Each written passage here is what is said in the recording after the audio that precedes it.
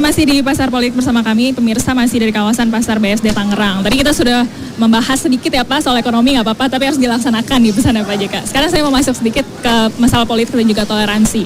Pak JK selain sebagai Ketua PNI, Pak JK juga menjabat sebagai Ketua Dewan Masjid Indonesia. Dan beberapa hari yang lalu Bapak juga sempat menghimbau agar pengeras suara itu jangan terlalu berlebihan di saat bulan Ramadan.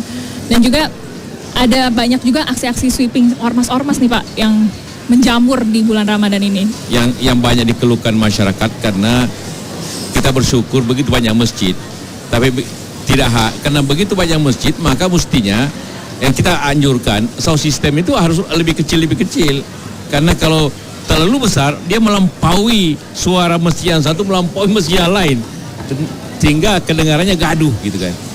Suara itu tidak syahdu lagi. Jadi kita tidak melarang untuk memakai toa, tapi suaranya harus lebih lembut agar justru didengar dengan baik, bukan merusak pendengaran orang atau mengganggu pendengaran orang, tapi dan jangan panjang. Dan ini hanya di Indonesia, tempat lain tidak. Jadi di Mekah kalau Anda ke Mekah itu hanya azan aja, tidak ada pengajiannya, tidak ada tarhimnya. Apalagi kalau dengan tape recorder makin tidak ada amalnya kalau dengan tape recorder. Aksi main hakim sendiri yang juga dilakukan oleh para ormas yang juga mensweeping tempat-tempat hiburan. Sebenarnya begini, kita juga harus adil melihatnya itu. Apa yang kadang-kadang tersweeping, minuman keras, hiburan malam, atau barbar. Pertanyaannya, apa ada izinnya tidak?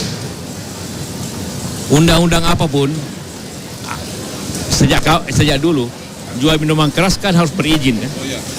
Ini orang Menteri Muda Perdagangan harus berizin.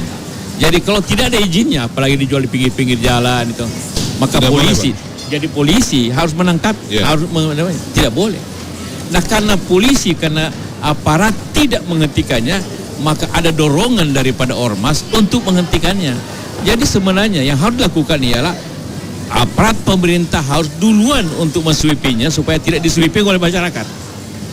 Karena alasan dipakai bahwa karena pemerintah tidak menertibkan maka masyarakat menertibkan.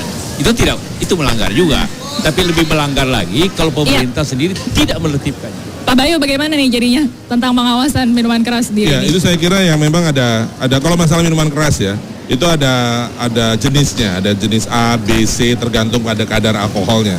Dan sampai pada yang kadar alkohol terendah pun yang 0 sampai 5%, ya, bir itu tidak boleh dikonsumsi dan dibeli oleh masyarakat yang di bawah 17 tahun. Jadi dia harus seperti luar negeri juga, dia harus menunjukkan KTP untuk bisa membeli saja.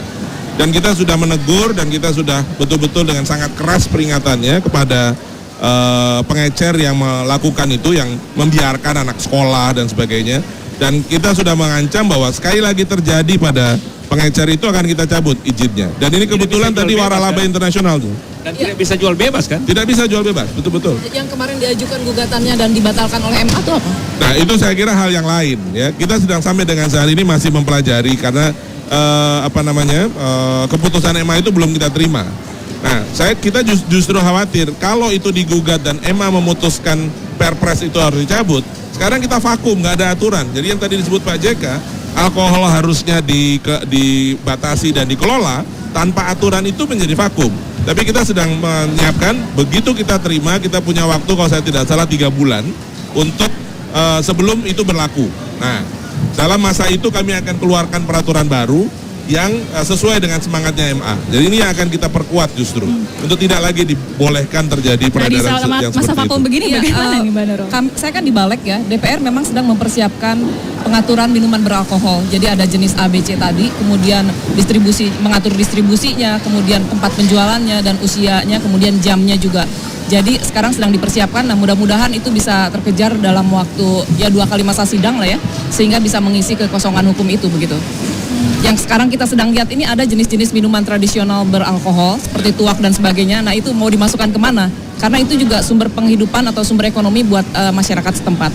Baik, ini yang terakhir nih karena waktu kita juga sudah terbatas. Untuk Pak JK boleh singkat saja Pak, bagaimana agar dalam harapan Pak JK di bulan Ramadan ini agar situasi politik dan juga ekonomi bisa tetap stabil dan tetap bisa menjalani Ramadan dengan fitri nih Pak?